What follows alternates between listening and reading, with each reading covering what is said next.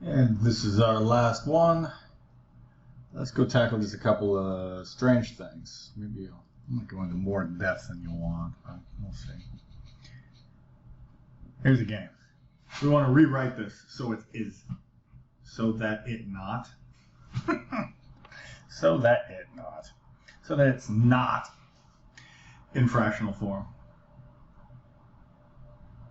There's a game we can play with a 1 plus cosine or a 1 minus cosine. A 1 minus sign or a 1 plus sign. Here comes the trick. We're going to take 1 over 1 plus cosine of x, and we're going to multiply it by 1. Do you know what the conjugate means? Do you have that down? Let's talk. Let's talk if not. So if we say that we have off to the side, zoom out a little bit. If we had a 1 plus cosine, its conjugate is 1 minus cosine.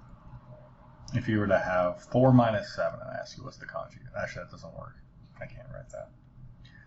I can do this though. And I ask you what's the conjugate, you would say 4 plus 7x. Holy shit, just means change the sign on the frickin' center. But the conjugate is vastly powerful because what you're doing is you're creating a difference of squares. We're going the opposite direction. So we're going to do this. We're going to multiply by its conjugate, top and bottom.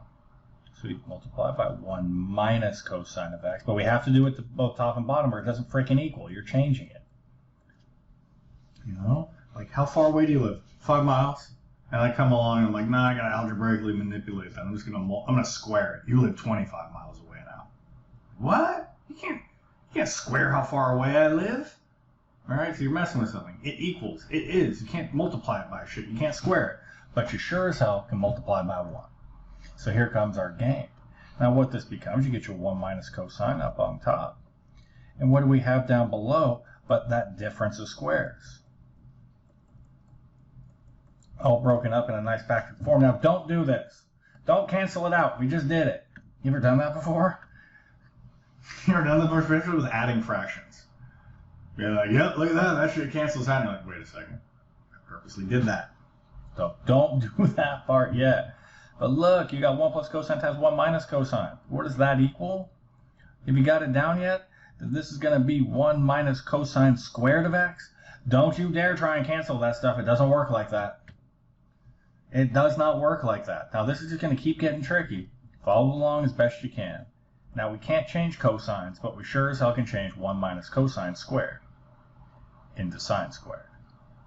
And you're like, yay, we're done, right? Not in fractional form. We got to get rid of that denominator. At least not write it that way. So there's so many little steps and so many tricks through this we got to be able to see. Now we can break it up. Now hold on, I'm just going to get off track for just a moment with y'all. 7 over 4 plus 3 over 4. Isn't that like this? Isn't that how we add fractions? Hey dude, do you mind going this way instead? Actually, let's change that to a minus sign so you can see it better. Look. 1 minus something. Break it into 2 pieces and leave the same denominator under both. That's what's happening here. So as I move over to the right so you can keep seeing this, we say it's 1 over sine squared minus cosine of x over sine squared of x. Well, shit, you know what 1 over sine squared of x is equal to? You know what that's equal to? As you pull your 1 over sine squared of x out with a 1 minus cosine of x, that's equal to cosecant squared of x times 1 minus cosine of x. It doesn't matter whether you have it factored or not. That's where I left my answer.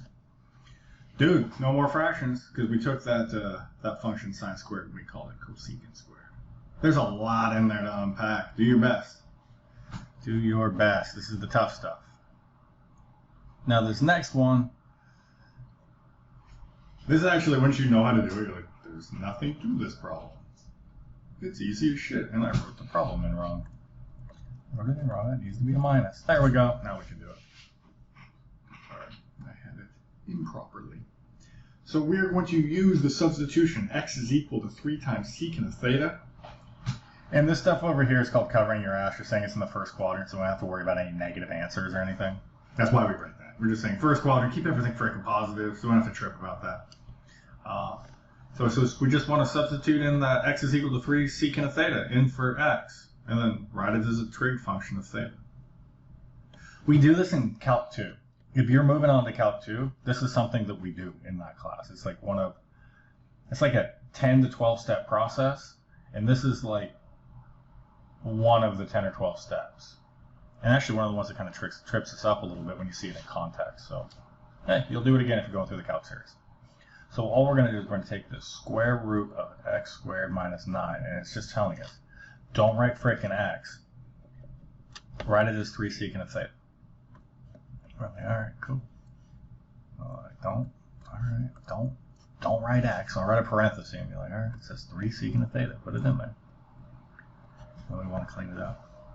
All right, let's go down. So you can see it side by side. So let's do some equal signs. And let's square that up. Don't think you just have to square the word. You also get to get the number. So that's 9 times secant squared of theta minus 9. Neat. Well, inside of here, again, we got those pictures matching. So let's factor that out, huh? Let's take that 9 out. Go, all right, oops. 9 times. And we'd be left with secant squared of theta minus 1. Dude, do you know secant squared of theta minus 1? I know this one. Tangent squared of x plus 1 is equal to secant squared of x, or, oh, do you like theta better? Let's write thetas. Subtract the 1 over, I think tangent squared of theta is equal to secant squared of theta minus 1. We could change this. So this is just 9 times. Change it to tangent squared of theta. But, wait a second. Dude, what's the square root of 9? 3. What's the square root of tangent squared, assuming it's always positive? Tangent. 3 times tangent of theta is what we ended up getting out of this. Huh. Weird, wacky stuff. 3 times tangent of theta. And I'm going to show you probably more than you want. So if you just want to know how to solve the problem, there it is. You want to know what's going on and why we do it? Let me show you. Let me move this up here a bit more. Okay. Here we go. We're going to make ourselves a triangle in the first quadrant. And it says the angles between 0 and pi over 2. I'm just going to make an angle.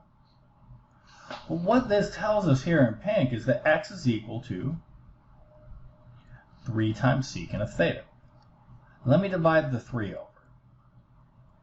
So x over 3 is equal to secant of theta. Oh, wait,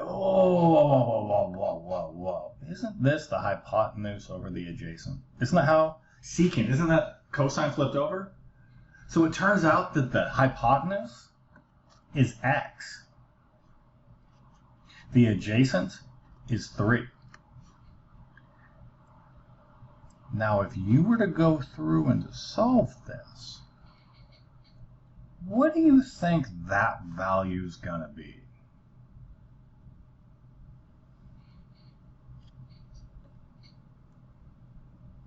It's the original frickin' question, dude.